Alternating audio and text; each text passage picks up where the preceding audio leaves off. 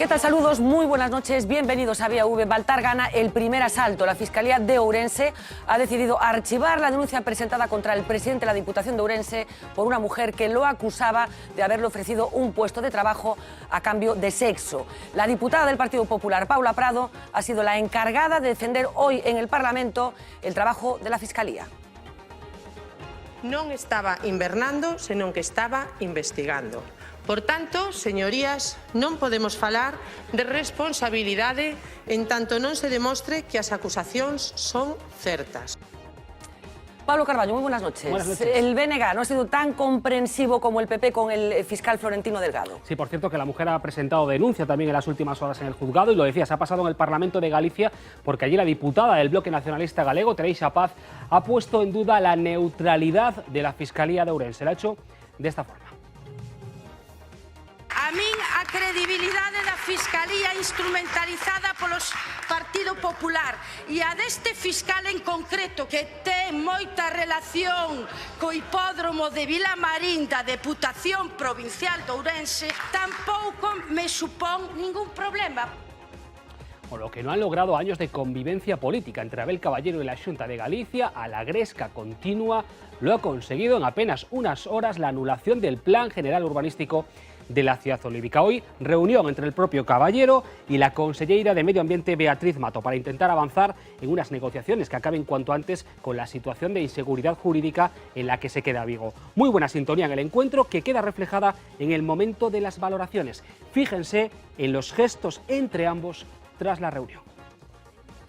Un mecanismo cooperador y tratar efectivamente de que proyectos muy importantes en marcha en la ciudad no tengan ninguna demora o la menor posible. Si nosotros empezamos a tomar decisiones, a lo mejor son precipitadas. Tienen que ser los técnicos los que efectivamente llevan esto, los que conocen la forma de hacerlo. Agora o que imos dar é o máximo pulo dentro do Concello da Xunta de Galicia para que esos plazos se reduzan ao máximo. El Tribunal Constitucional ha anulado por unanimidad la resolución independentista aprobada por el Parlamento catalán. Lo ha hecho además de forma prácticamente express. 22 días después del Pleno y 20 después de su impugnación, el Alto Tribunal resuelve de esta manera un asunto que en otras ocasiones tardaría años en despachar. Nos va a visitar, por cierto, en la mesa del Vía V el catedrático de Derecho Constitucional Javier Pérez Rollo. Y por cierto, que el Govern hace oídos sordos y dice que no va a acatar la sentencia. En relación con los efectos políticos de esta resolución, no se van a ver frenados por la sentencia del Tribunal Constitucional. El contenido de la resolución se mantiene inalterable.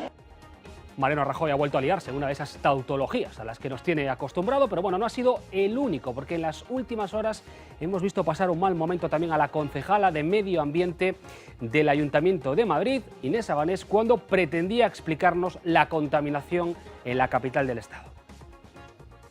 Es el vecino el que elige al alcalde y es el alcalde el que quiere que sean los vecinos el alcalde. Así que, Juan... Pues la verdad es que en este momento creo que la elevación así, lo que nos dicen los técnicos es que asociados, o sea que estos altos niveles como en esta situación climatológica de tan... Bueno, y hablaremos también de la Navidad y sus alternativas. Vuelve a casa, vuelve a tu hogar. Vuelve a casa, vuelve.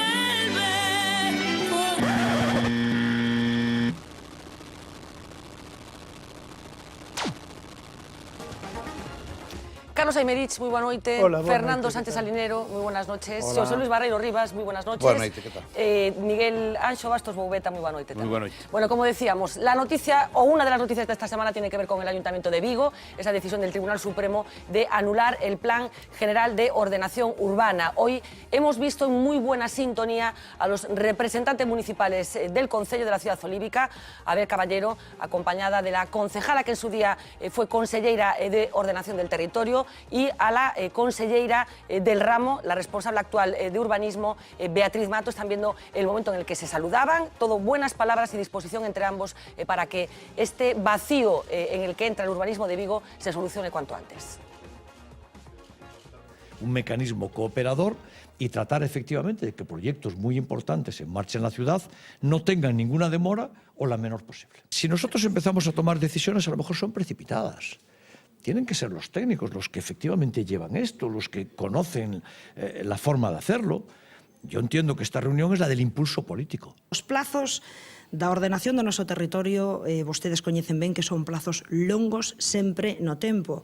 Agora o que imos dar é o máximo pulo dentro do Concello da Xunta de Galicia para que esos plazos se reduzan o máximo. Pero ustedes se creen que hablando de temas tan importantes como un plan de ordenación urbana de la ciudad más importante del norte y del oeste de España, vamos a estar hablando ahora de gentes que quieren tener presencia política para encontrar un espacio y salir en los medios? No, hombre, nosotros hablamos de cosas importantes. Pues enseguida vamos a hacer un repaso por las ciudades de Galicia, a ver si además de Vigo en otras también hay problemas con el urbanismo, pero primero os pido una valoración, esta sentencia del Supremo que bueno, echa abajo un plan general que llevaba vigente 7 años. José Luis, ¿qué importancia le concedes? Bueno, es una importancia enorme, primero por lo que tiene de freno a las actividades de la construcción económicas, etcétera, pero segundo por lo que tiene de irreversible en la parte de la ilegalidad. Hay muchas cosas hechas que ya no se pueden afrontar ahora para reponerlas. Y por tanto habría que empezar a decir que el modelo que tenemos para aprobar y fiscalizar los planes generales no vale. Se tarda muchísimo en hacerlo, se tarda muchísimo en fiscalizarlo y estamos siempre con estas trapalladas continuamente. Y yo creo que eso hay que empezar a hacerlo de otra manera. No puede ser tan difícil, el mundo está bastante ordenado en los países modernos y no puede ser tan difícil como lo hacemos nosotros para esta cuestión. La legislación urbanística es especialmente, en este sentido, lábil, ¿no? Siempre hay un dicho que dice ¿qué se puede hacer con un determinado plan de urbanismo? Dice lo que se quiera, teniendo buenos abogados y bastante tiempo. Algo de eso es cierto, ¿verdad? Y por tanto yo creo que hay que cambiar el modelo de cómo se ordena la ciudad. Y por otra parte, yo creo que hay que judicializarlos mucho menos y hacerlos muchísimo más responsables de la gestión del ayuntamiento contra lo que en términos generales quiere la gente. Yo creo que hay muchos de estos conflictos que hay en los planes, que los tienen que resolver los ayuntamientos por la vía del recurso administrativo y nada más, porque yo creo que la idea esta de que prácticamente quienes hacen la legislación, los planes urbanísticos son los juzgados, aunque sea mediante el proceso de tumbarlos continuamente, me parece que no es razonable. Como esto sucede tantas veces y en tantos sitios, pues... Bueno, recordemos que en el caso concreto de Vigo lo que sucede es que no fue sometido a la consabida declaración de impacto ambiental. Ayer explicábamos exactamente cuál es el contenido de esa sentencia del Supremo que inhabilita, que considera nulo todo el plan general. Carlos Aymerich. Bueno, vamos ver, eu creo que aquí o problema non é a legislación urbanística, que efectivamente é especialmente digamos, pouco clara, non? Senón, bueno, pois que se saltou un trámite ambiental, que o conselleiro na altura, que era, bueno, Pachi Vázquez, verdade? Despois o alcalde de Vigo e despois o conselleiro, xa do Partido Popular, o señor Agustín Hernández, que quen aproba definitivamente o plan, deron por bon que o Plan Xeral de Ordenación Municipal de Vigo non contase con aquela avaliación ambiental estratégica. Dito isto, o Tribunal Supremo anula, bueno, isto tamén abriríamos un debate sobre acción pública en materia urbanística. Eu creo que a garantía judicial ten que habela, non pode ser o Concello quen resolva sen unha garantía ulterior, pero bueno, sobre acción pública en materia urbanística, que eu creo que se debe manter, pero que quizáis habería que evitar abusos como os que xa houbo en Vigo. Todos lembramos aquela rede que había o señor Canaval, verdade, que era unha especie de chantaxe urbanístico. Estamos falando dunha actividade que non é unha actividade calquera. Sí, pasamos moitos anos de crise, pero durante moito tempo o urbanismo foi a gran fonte de pelotazos, foi a gran fonte de corrupción, a gran fonte de financiamento. Claro, detrás de moitos plans, supoño que o que hai é o que hai. Claro, entón, eu creo que en Vigo, e quizáis o que digo non é moi popular, pois esta sentencia, para min, paradoxalmente, dalle unha oportunidade ao goberno de Vigo. Por qué? Porque, bueno, durante todos estes anos tampouco houbo, verdade, moita actividade urbanística e constructiva en Vigo. Non houbo como non houbo en ningunha cidade galega.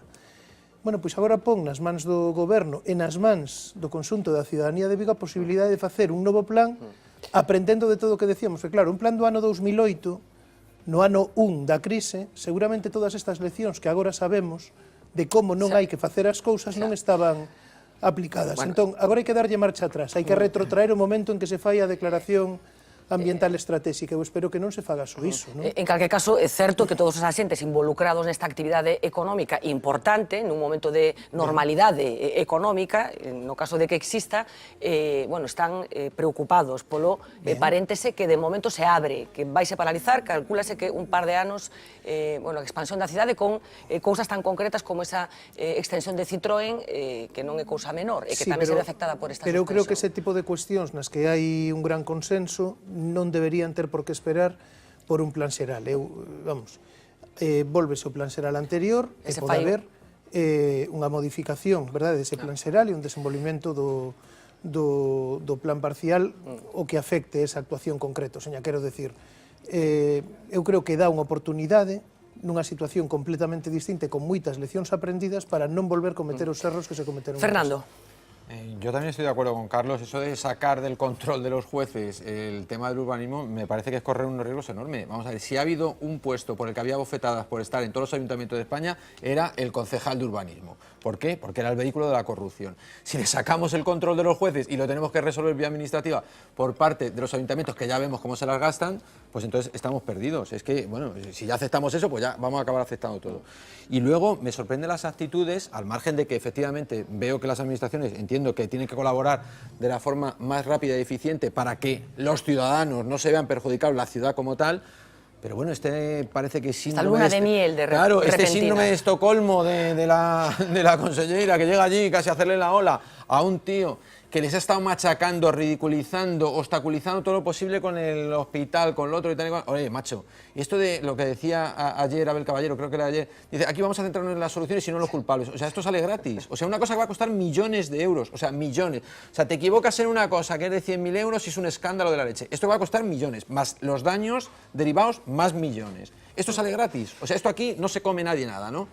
O sea, aquí tiramos una bomba nuclear, nos cargamos la ciudad. No, eso, como es tan grande, no hay... Bueno, es llamativo efectivamente la buena sintonía que están manifestando los representantes de la Junta y del Gobierno de Vigo. Hombre, es que por favor, pero es que parece que tiene una especie de síndrome de Estocolmo. Esta señora llega allí, ¡ay, por fin me va a tratar bien Abel Caballero! Hombre, macho. Miguel. A ver, que eu son moito máis radical que vos, que non entendo por que ten que haber un plan xeral de relación urbana.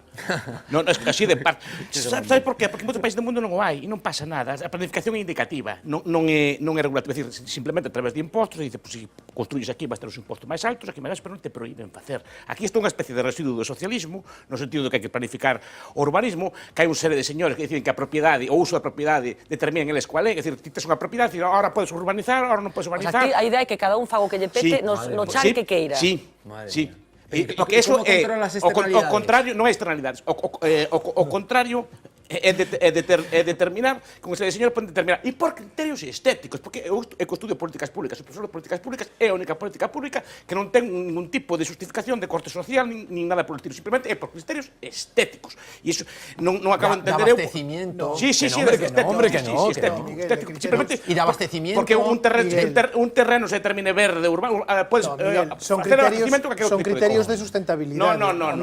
Son criterios que en moitos países do mundo non hai, e veo que en moitos países do mundo non hai lei de ningún tipo, e teñen agua nas casas, teñen luz nas casas, teñen un tipo de cosa nas casas. É un conto simplemente para restringir artificialmente a cantidad de terra urbanizable para facer negocio, como decíades vos, a partir de ahora, si por mudar un metro de aquí para lá, esta casa sube de valor, cuesta tanto, e facemos mil favor. Eso é por que se fai. Pero en moitos países do mundo, repito, non hai nada de esto. En Estados Unidos, por exemplo, en moitos estados, non hai planes. En la ciudad de Houston, por exemplo, non hai ningún tipo de plan urbanístico, nada. Cada un construye como lle dá a gana. E hai agua, luz, electricidade e todo tipo de cosas. E en moitas ciudades máis.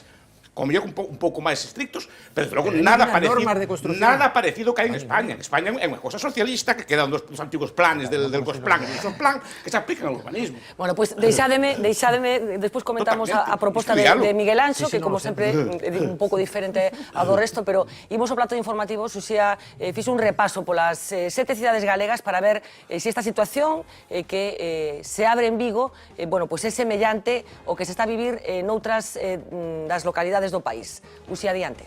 Pues este repaso a las 7 ciudades, como decías, lo comenzamos precisamente en Vigo, porque como comentábamos, la ciudad más poblada de Galicia está ahora mismo en el limbo urbanísticamente hablando. El Tribunal Supremo, para sorpresa de propios extraños, tumbaba su Plan Xeral de Ordenación, el del año 2008, con lo que Vigo ha tenido que retroceder en el tiempo y ahora mismo se rige por la situación urbanística de 1993. En estos momentos vuelve a haber miles de viviendas ilegales, las que el nuevo planeamiento había logrado regularizar. El Supremo mantiene que la Xunta incumplió el trámite de evaluación ambiental, así que declara radicalmente nulo ese documento. Concluye que no existía la premura alegada entonces por la Consellería, recordemos, en manos del gobierno bipartito. Así que 7 años después, y tras salir airoso de casi un centenar de recursos judiciales, el PEXOM desaparece, una norma con un proceso de elaboración largo y polémico. Duró nada más y nada menos que 8 años. Incluía la construcción de 120.000 nuevas viviendas. Hubo más de 60.000 alegaciones. El objetivo era precisamente sustituir al del 93, que tenía decenas de sentencias en su contra. Finalmente, el PEXOM, ahora anulado, se aprobó entre protestas, con los votos de PSOE y de BNG. Legalizó la mayoría de las grandes urbanizaciones que estaban condenadas al derribo. A la hora de buscar responsabilidades, los ataques vuelan de un lado a otro. Aunque aquí lo curioso es una coincidencia. La socialista María Xosé Caride, en 2008, consellera de Política Territorial de la Xunta, que autorizó ese PEXOM, ahora es la concejala de Urbanismo de Caballero, la que tiene que proceder a su anulación. Sin duda. Pero el caso de Vigo ha vuelto a remover las aguas del caos urbanístico gallego. No se crean que en el resto de Galicia la cosa está tranquila. Vamos a hacer un repaso por el resto de las normas de las principales ciudades y en la mayoría las aguas están más que revueltas. Seguimos en la misma provincia, pero nos vamos a Pontevedra porque allí siguen sin PEXOM, al menos sin uno nuevo, ya que el actual es de 1989.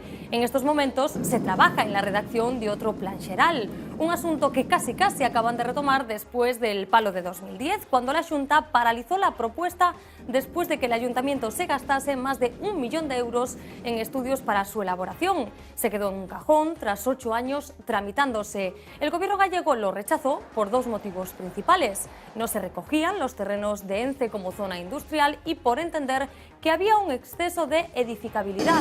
Ese proyecto contemplaba construir más de 32.000 viviendas en 25 años. En Ourense las cosas tampoco están siendo nada fáciles. Es más, la incertidumbre legal sigue planeando sobre la ciudad.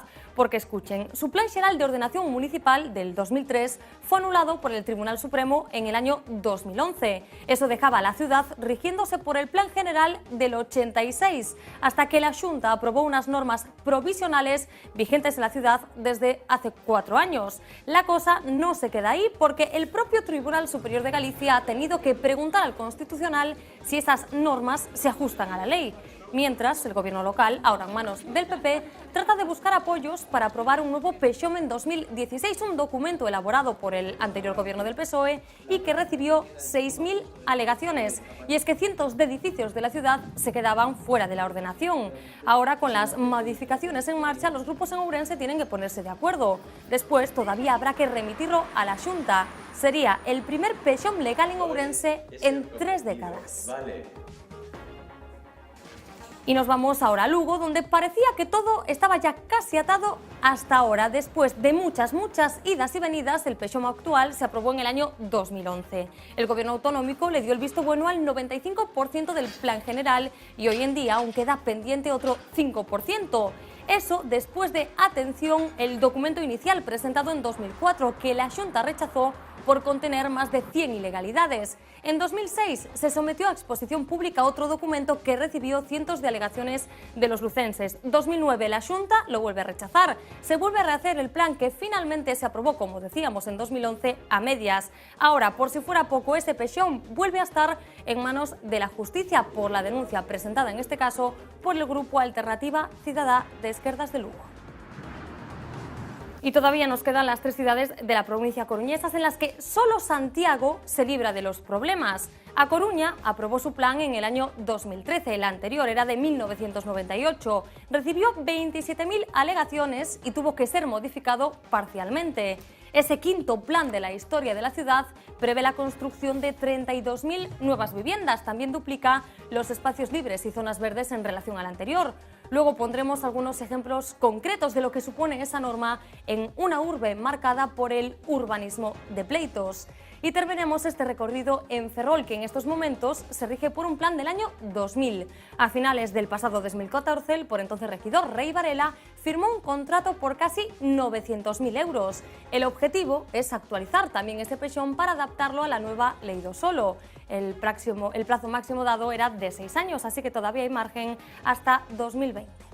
Pues así, Fernanda, están estos polémicos planes de ordenación en las principales ciudades de Galicia. Bueno, pues gracias a Susi, un preciso repaso por el urbanismo de Galicia, por esos planes generales. Como vemos, Vigo no es una excepción. Hay problemas en muchas ciudades que no acaban de tener consolidado un plan urbanístico en el que se fije una regla sobre qué hay que hacer y qué no hay que hacer. José Luis, bueno, Miguel planteaba una propuesta un poco diferente. Pues sí que lo explico, ¿eh? No, yo estoy un poco más en el medio, donde está la virtud de los dos lados. A ver, yo no digo que tiene que haber un asunto que esté exento del control judicial.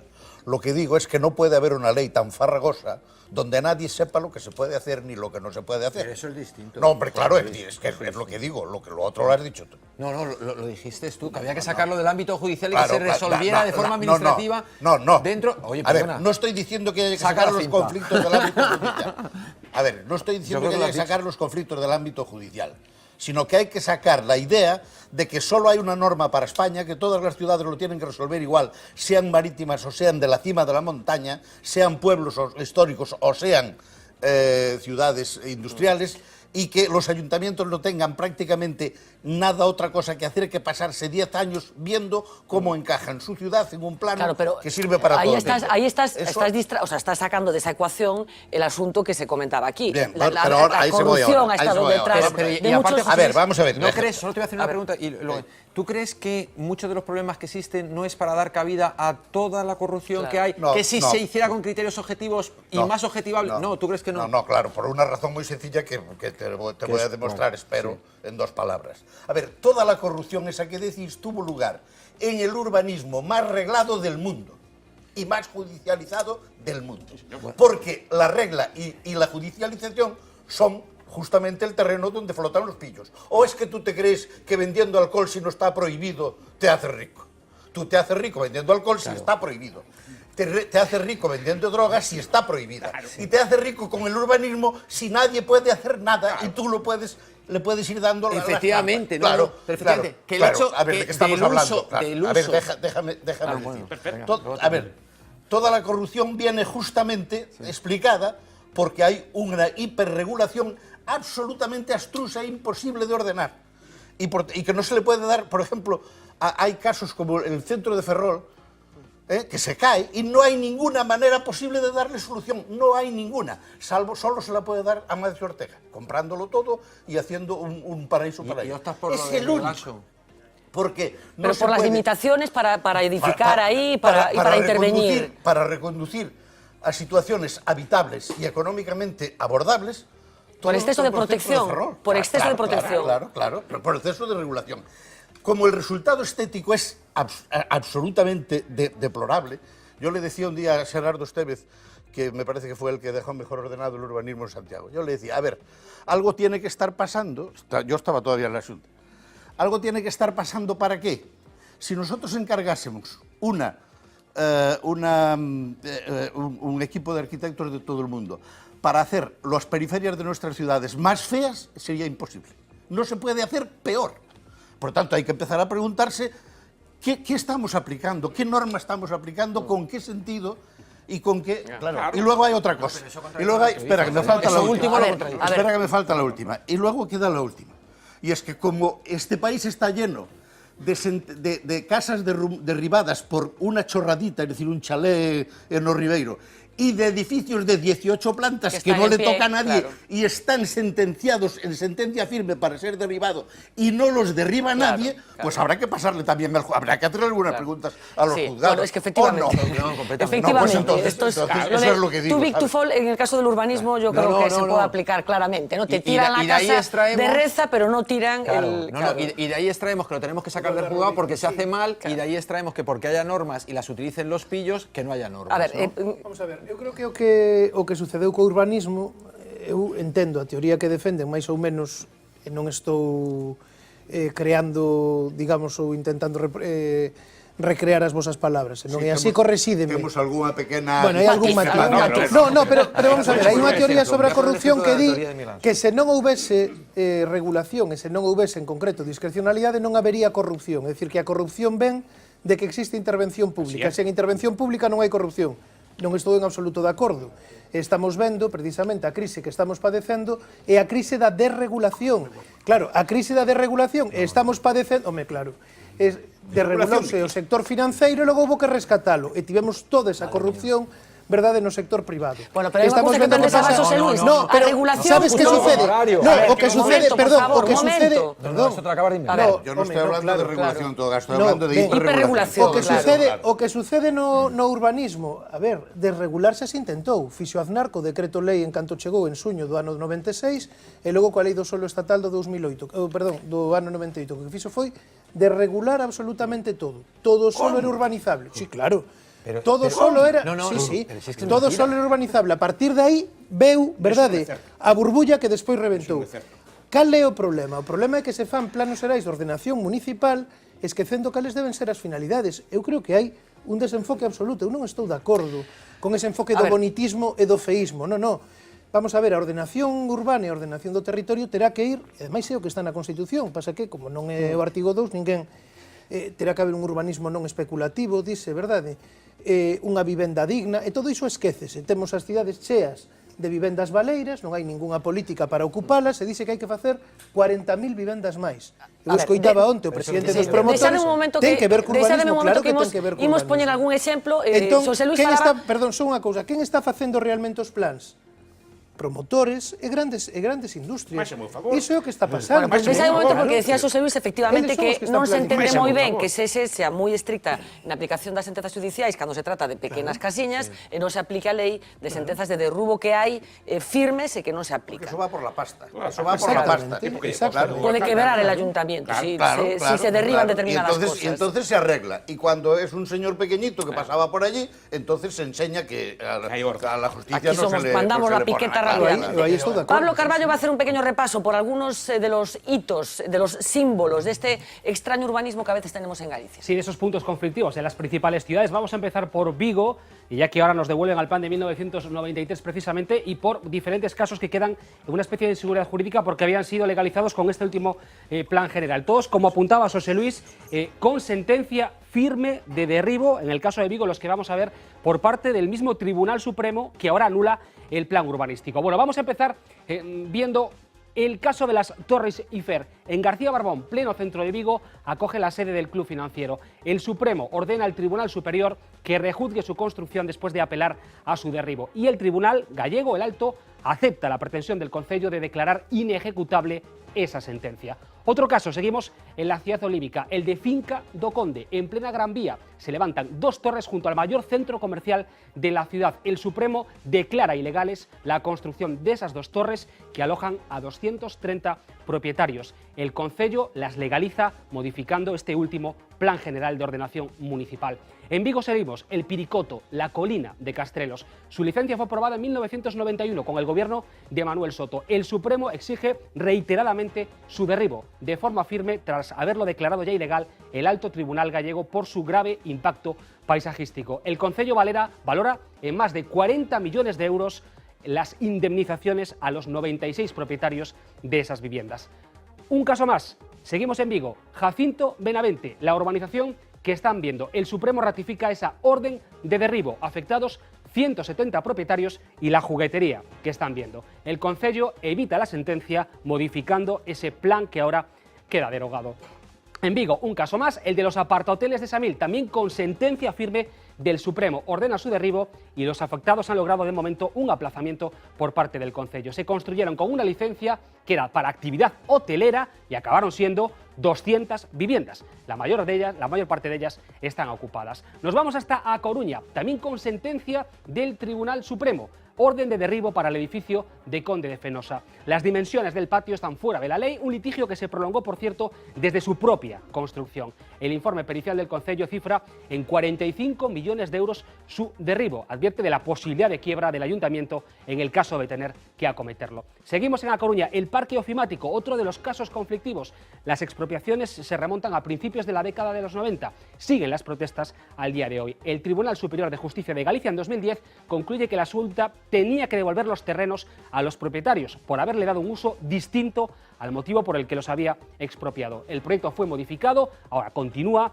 para construir unas 2.000 viviendas. También en la capital herculina, el conflicto entre el Ayuntamiento y la propia autoridad portuaria por la construcción de las obras del Parrote. Dice el Concello que sin licencia urbanística. Además, le reclama la cesión de esos terrenos, de esa parcela afectada en el entorno de la plaza de María Pita, en pleno centro de A Coruña. Vamos a viajar hasta Ourense. Lo contaba Uxía antes, su plan fue derogado y provisionalmente la Xunta aprobó unas normas que sirven, por ejemplo, para darle validez legal a la ampliación del propio hospital, un proyecto que se va a acabar el próximo año y que tiene cobertura legal gracias a unas normas por las que ahora pregunta el Tribunal Superior de Justicia de Galicia al Constitucional. Estamos pendientes de respuesta. También afectado de la misma manera en Ourense el nuevo edificio de justicia construido en el barrio de Ocouto, inaugurado este mismo año, 14.000 metros cuadrados, 9 plantas, 24 juzgados, ejecutado también de la misma manera, con esas normas provisionales. De Ourense nos vamos a ir hasta Lugo, es el ejemplo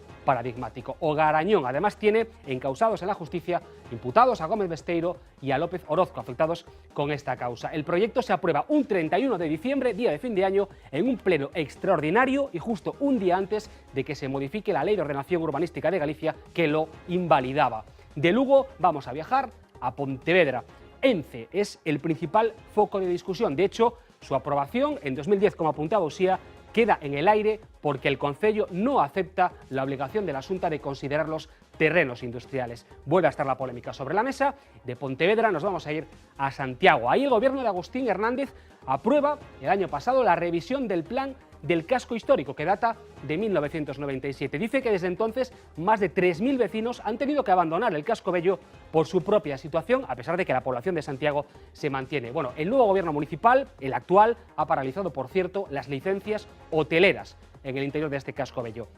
Y vamos a terminar en Ferrol, lo comentaba antes también José Luis, ahí se espera que a final de este año entre en vigor el plan especial de Ferrol Bello. Para renovarlo, el actual gobierno municipal ha acabado aprobando un documento que elaboró el PP y que habían criticado además duramente. Solo se ha puesto, por cierto, el Bloque Nacionalista Galego. Los socialistas, que ahora han votado a favor, habían comparado su aprobación con la apertura de puertas a la especulación. Y el alcalde, antes en la oposición, había grabado durante la campaña electoral, Fernanda, un vídeo en el que criticaba ese plan, que era prueba, y el ascensor de Cuesta de Amella, también incluido en el proyecto. Yo creo que son ejemplos suficientemente paradigmáticos, incluido ese de Ourense, que paradójicamente el propio edificio de los juzgados está... Porque esto es una película de miedo, pero no de mucho miedo. Para que fuese de mucho miedo, ahora había que poner las que se tiraron. Claro. Esa cortinita de 1 metro que se tiró, ese tejadito que tal... Pues tienes razón, tienes toda la razón. Quedamos emplazados a que la película sea de Viernes 13. Tú querías decir algo, Miguel. Contra la desregularización esa que dices, o sea, vamos a ver, si es que en Galicia probablemente tenemos el mejor exponente de liberalismo urbanístico que hay en España, sí, que se resume en la frase ti ves facendo. Vai facendo, ti vai facendo. Claro, vai facendo, ¿no? O sea, que te dice el alcalde de todos los sitios, ¿cuál es el problema de todo eso? Que entonces, mientras es en sitios rurales donde no va a haber una densidad muy importante de población, el tema de las aguas fecales, el tema del abastecimiento del agua y tal y cual, no acaban dando problemas. En el momento que eso crece, y en las ciudades obviamente, la cantidad de personas que hay que regular, los cambios, los usos de las carreteras, la función social de la propiedad, que sé que el liberalismo dice que es anatema, pero yo creo que sí que la tiene. La función... No, pues perdona, es que yo creo que sí lo tiene, porque es que antes a lo mejor por una carretera de 10 metros de ancho, pues se podía pasar el tráfico que había. A día de hoy probablemente no lo haya, entonces hay que ensanchar viales, hay que hacer un montón de cosas. Bueno, en cualquier caso, en Galicia tampoco ningún plan ha podido evitar la famosa dispersión de la población, que tiene unos costes para administrar el territorio que todos conocemos, ¿no? En el sentido de que cada uno construye un pouco donde quiere. Pero tamén hai urbanismo sin plan, o exemplo de Barreiros. O exemplo de Barreiros é o exemplo que puña Miguel. Estabas feito sin plan, Barreiros. Ou era un plan amañado? Construíron directamente en solo rústico, sen ningún tipo de dotacións, que logo pretendían pagalas a posteriori, que as pagásemos todos, verdade? Pagarlle as dotacións todos, e construíron en solo rústico. Rematamos contigo, Miguel. Eu sempre que veñen meus amigos meus de fora, enseño Santiago Novo e Santiago Bello, digo, cuál está feito con plan e cuál está feito sin plan? ¿Y cuál era la velocidad constructiva? O Santiago medieval está feito sin plan.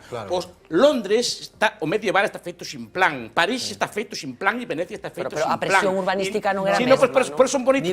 Espera un momento.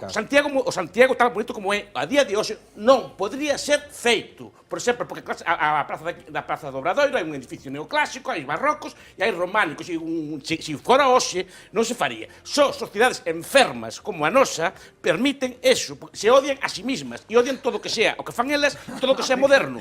É dicir, a xente antigua, cando construía, buscaba beleza, sin plan, pero buscaba facer casas bonitas e buscaba adaptadas ás necesidades da época. Nós, como consideramos a nós mesmos, como a banda de Zopencos, pero vamos a ver, plan non había normas materiais, o metal, o aluminio, o cristal non son dignos porque son da nosa época. Cando os constructores antigos construían as casas con materiais que tiñan e intentaban facelo bonito, pero nós os materiais como son modernos os odiamos, todo se pode tocar e hai que congelar aquilo para que despois a xente marche dali e se derrume por completo como todos os cascos vellos das cidades. A ver, veña, que temos que rematar xa. No, pero vamos a ver, eu precisamente nese tipo de cuestión que estabas levando esa discusión outro lado, eu xa dixen que eu non estou de acordo con ese debate que veu de principios, finais dos 90, non? Aquilo do feísmo, do bonitismo e tal, e de coller, porque isto era tamén este efecto Guggenheim, non? É dicir, aquí vamos permitir as maiores desfeitas urbanísticas, iso sí, vamos poñer a Cidade da Cultura, vamos a hacer tal para presumir, contratamos un arquitecto, verdade, que nos hipoteca para non sei cantos anos, ou logo, porque tamén se intentou facer nos Ancares, no Pío Ornedo, facer aquela especie de aldea de Asteris, onde sobraban os veciños. Iso intentaron facer cuiña desde a Consellería. Claro, e decían, non, que vostedes acabaron con todo isto. E agora a Xunta ten abandonadas as pallozas, abandonadas, que se algo se mantén porque está xente ali. Eu podo estar de acordo con iso. Conservar non quere decir... Miguel, co que imos rematar. Veña, última reflexión e vamos a publicidade e recibimos a Javier Pérez Rollo. Non hai abastecementos. O problema é que aquí se pretende que o Concello poña todos os abastecementos despois. Cando falaba do urbanismo americano, tipo de cousas, o constructor, cando construye, se construye cos esgotos, se construye con dotacións de agua, con dotacións de luz, con todo tipo de cosas, xa vai construído. E nadie sabe no suizo se ocurre comprar unha casa sin esas cousas, como é normal. Pero aquí, como facemos ao revés, construímos e despois obligamos a que o Concello faga, outra forma de intervencionismo. O normal sería que te construyas con ese tipo de cosas. E claro, despois temos todos estes planificadores urbanos, Le Corbusier e cosas polo estilo, querían facer modelos de planificación urbana en escala e construíron grandes desastres urbanos. Eu sempre recomendo un libro moi bo que nadie lee, de Jane Jacobs, Vida e Muerte das Grandes Ciudades, que explica todos os desastres urbanísticos que se fixeron por culpa desa cousa planificadora de facer grandes así diseños bonitos e cosas polo estilo, e que destruíron todas as cidades americanas con ese tipo de modelos. Pois con esta reflexión de Miguel Anxo Bastos imos facer unha pausa publicitaria, enseguida achegas aquí ao plató de Vía V, a redacción central de La Voz de Galicia, Javier Pérez Rollo. Enseguida volvemos.